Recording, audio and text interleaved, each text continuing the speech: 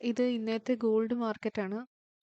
ഇന്നലെ നമ്മൾ മാർക്ക് ചെയ്ത 1 അവർ സോൺ അത് ഇതായിരുന്നു. ഇതിലേക്ക് മാർക്കറ്റ് എത്തിയില്ല. ഇത് പ്രീവിയസ് ഡേയുടെ ലോ സ്വീപ്പ് ചെയ്ത് മുകളിലോട്ടേക്ക് പോവുക ചെയ്ത്. ഈ 1 അവർ ഓർഡർ ബ്ലോക്ക് വരെ എത്തിയില്ല. ഓക്കെ, ഇത് ഇന്നലത്തെ ഇവിടെ നോക്കിയാൽ കാണാം. ഇത് ഇന്നലത്തെ ഡേ ക്യാൻഡിലാണ്.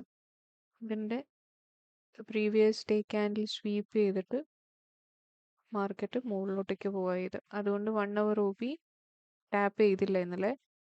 മുകളിലോട്ടേക്ക് പോയി ഇവിടെ ഉണ്ടായിരുന്ന 1 അവർ OP. ഇവിടെ ഒരു 1 അവർ OP ഉണ്ട്. 2 അവറിൽ നോക്കുകയാണെങ്കിൽ അവിടെ ഒരു പ്രോപ്പർ ഓർഡർ ബ്ലോക്ക് ഉണ്ട്.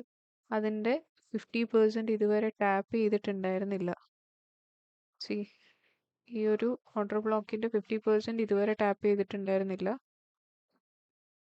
ഇപ്പോൾ ഇന്നാണ് മാർക്കറ്റ് തിരിച്ച് ഈ ഒരു ഓർഡർ ബ്ലോക്കിൽ പോയി അതിൻ്റെ 50% ടാപ്പ് ചെയ്ത് താഴേക്ക് വന്നുകൊണ്ടിരിക്കുക.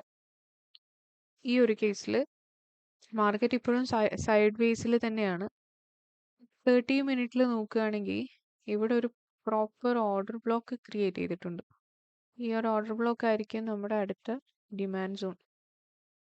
മാർക്കറ്റ് ഇനി ഇവിടെ വന്ന് ഈ ഓർഡർ ബ്ലോക്ക് എടുത്തിട്ട് മുകളിലോട്ടേക്ക് പോകുന്നതാണ്. നോക്കാം. ഇത് ലിക്വിഡിറ്റിയാണ്. മാർക്കറ്റിന് താഴേക്ക് വരാനുള്ള റീസൺ ആണിത്.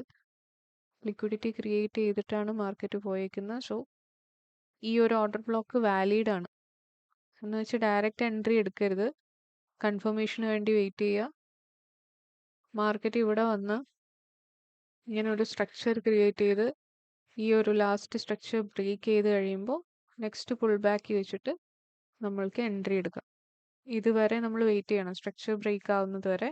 30 മിനിറ്റിലുള്ള ഓർഡർ ബ്ലോക്ക് ആണ്. ടാപ്പ് ചെയ്ത് കഴിഞ്ഞാൽ ലോവർ ടൈം ഫ്രെയിമിൽ പോവാം. ലോവർ ടൈം ഫ്രെയിമിന് ഒരു 3 മിനിറ്റോ 1 മിനിറ്റോ ചൂസ് ചെയ്യാം. അതിൻ്റെ സ്ട്രക്ചർ ബ്രേക്ക് ആയി കഴിയുമ്പോൾ ഇങ്ങനെ സ്ട്രക്ചർ ബ്രേക്ക് വരുമ്പോൾ അടുത്ത പുൾ ബാക്കിൽ ഇതിങ്ങനെ പോയി ഇവിടെ ഇങ്ങനെ ക്രിയേറ്റ് ചെയ്ത് ഇതിൻ്റെ താഴെ ഒരു ഓർഡർ ബ്ലോക്കോ ഒരു ഇംബാലൻസും ഉണ്ടാവും. ഈ ഒരു ഓർഡർ ബ്ലോക്കിൽ നിന്ന് മാർക്കറ്റ് തിരിച്ച് മുകളിലോട്ടേക്ക് പോകും. അപ്പോൾ ഇവിടെ നിന്നാണ് നമ്മൾ എൻട്രി പ്ലാൻ ചെയ്യേണ്ടത്. ഇങ്ങനെയാണ് എൻട്രി പ്ലാൻ ചെയ്യേണ്ടത്.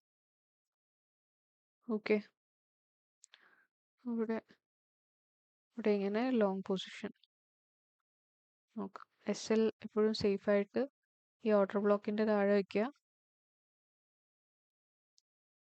ഇങ്ങനെയാണ് ഇനി അടുത്ത ട്രേഡ് വരുന്നത്. ഇവിടെ 30 മിനിറ്റിൽ ഒരു വാലിഡ് ഓർഡർ ബ്ലോക്ക് ക്രിയേറ്റ് ആയിട്ടുണ്ട്.